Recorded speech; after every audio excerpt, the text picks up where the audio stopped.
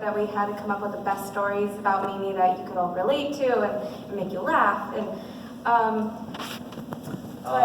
but as we sat down to write our thoughts, and as feelings spilled out and memories flowed, we ended up finding Mimi amongst the smallest moments, those seemingly trivial routines, behaviors, and the kindness of her wisdom that made her so important to us all.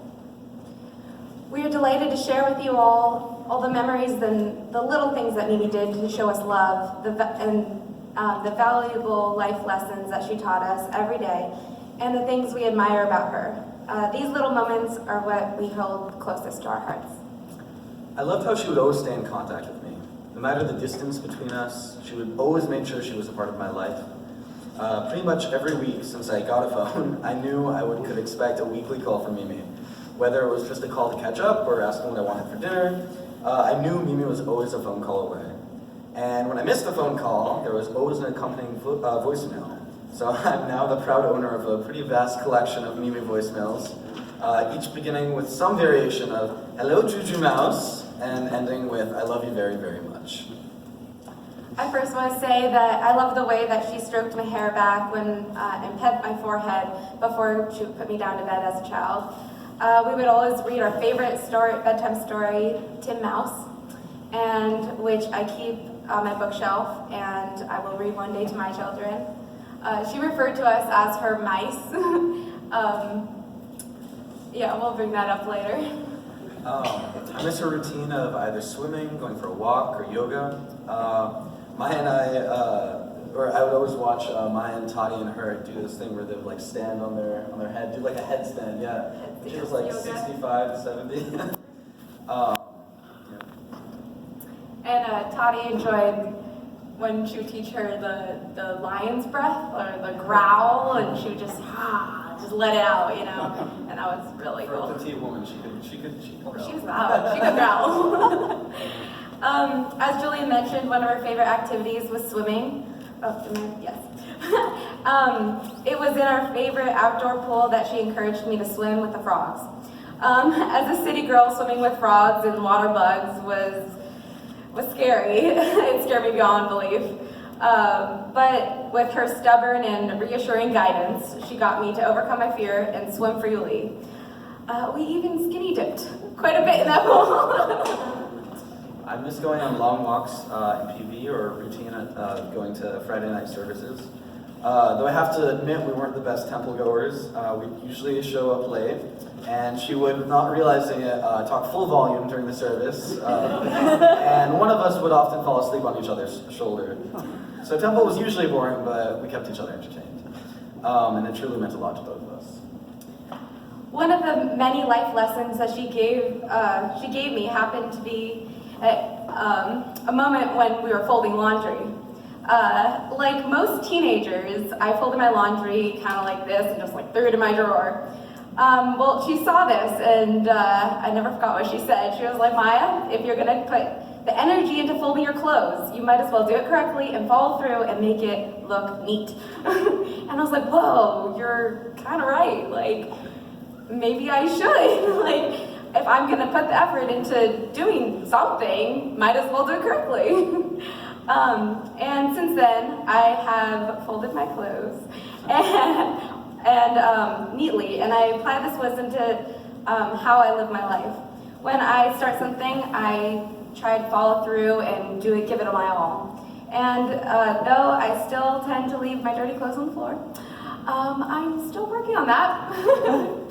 I respect her empathy for every living thing, from our pets down to the smallest spider. She would always take a cup and put it outside. And she had a special relationship with her cat Shiloh as well. While many of you know him as the fat and mellow cat he is now, he used to be pretty standoffish. Except for Mimi, strangely enough. He would always curl up and just hang out with her, and it was really sweet to watch them interact. During dinner, she would always declare at the table, "There is plenty of food, plenty of leftovers, help yourself to more." And every time we would finish our plates, like clockwork, she would ask, "Would you like some more?" But before you could answer, she would be putting the next serving on your plate. Though to be fair, it wasn't hard to be part of the, as Papu calls it, the Clean Plate Society. Mimi made such delicious meals. Much of my childhood with Mimi revolved around dinner, along with picking us up from school, usually with classical music blasting from the car speakers. She and Papu would make the best food. Well, I say that now. At the time, being an extremely picky eater, I would often refuse to eat certain green portions of my meal, and she would always convince me to eat at least one small mouse bite, as she called it. And it actually worked. I can now proudly say I eat vegetables, and I pretend to look like I'm enjoying it. I admired her morning and night routines. She really took the time to take care of herself and use her favorite beauty products, brush her hair, clean her teeth with a water pick. And this inspired me recently to buy a water pick as well. So I will have as nice teeth as she did. As much as I loved her Lancome perfume, I always enjoyed the smell of the lilies of the valley, which she gave to me a few years ago. I miss how she would always tuck me in and actually fall asleep first when I was a child. And it was adorable. It always felt like I was putting her to bed. I just loved the way that she would kiss my cheek. To kiss my cheek. For some reason, she always thought it was a good idea to lick her lips right before kissing me. As much as I felt bad for doing this, I would always just like wipe it off.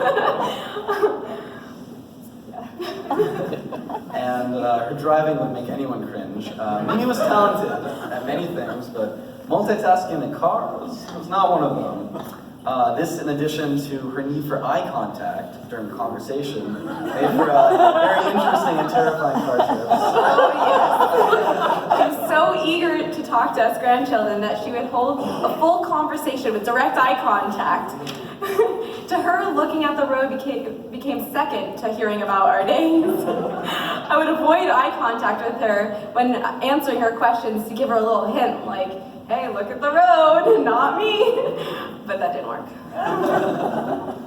And I always loved how at school we would do art to try to make art like some famous artist, and I would come home and show her, and she'd be like, oh yeah, I had dinner with him in the 60s, and like, oh yeah, and every time like she would know the exact famous artist, and I felt like my grandmother was some like rock star. Yes. Yeah.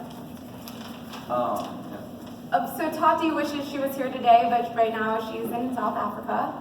And she wrote a couple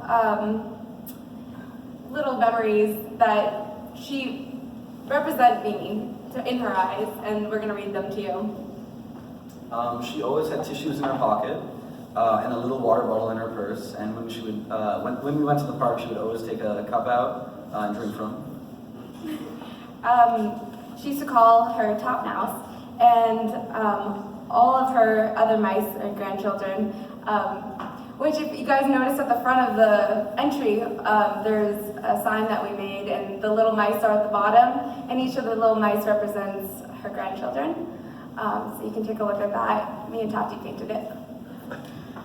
In terms of etiquette, always hang your jacket and no shoes in the house. En famille. Always wanting to do something with the family. Walking along the beach and making it to Avenue C. White peaches. The catchus, the little square licorice mints. And the never-ending love and advice. And as her hearing continued to go, we all had this kind of appreciation that when we would look at her, we'd have this understanding between us. No words need to be spoken. Right, just that direct eye contact and love.